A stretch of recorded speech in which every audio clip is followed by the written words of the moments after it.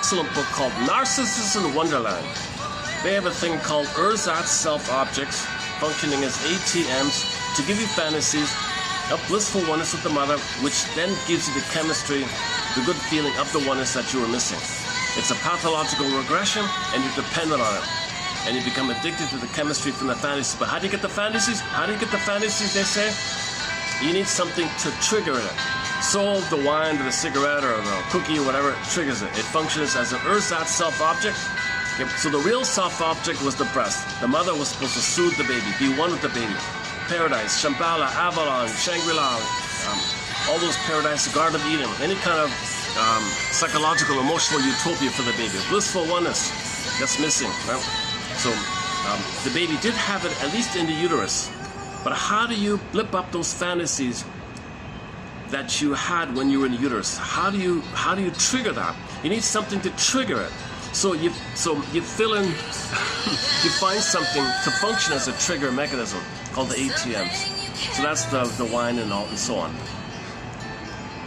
Okay, so it's the oral fixations. It's all the oral fixations. They function as ATMs. So it can be gambling, addiction to this, addiction to that, and so on. Including emotional eating, smoking, of course, is in there. Drinking, of course, eating's the big one. Even attitudes, like demanding attitudes, addiction to perfection, addiction to negative emotions even, addiction to all or nothing thinking, jungle slogan thinking, either or thinking, adversarial thinking, prejudice, addiction to prejudice, that's oral fixation. And recently we discussed two album covers, one by the pop diva Shakira, the front cover of called Oral Fixation Volume 2, as the cause of oral fixation. She shows you the cause of oral fixation. They're called weaning trauma. Weaning trauma. It's a picture of weaning trauma.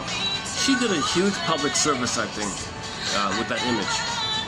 Because it's very clear she's talking about weaning trauma. Why? Because the baby's on the tree. The baby's on the tree. Okay, the metaphor means when a fruit is on the tree and it's prematurely plucked, it's unripe, it's bitter. The fruit, which is unripe and removed from the tree, the stem and the tree, the stem, the fruit, plucked, bitter, sour, unripe, and it's too bitter, right? You can't even really eat it or something.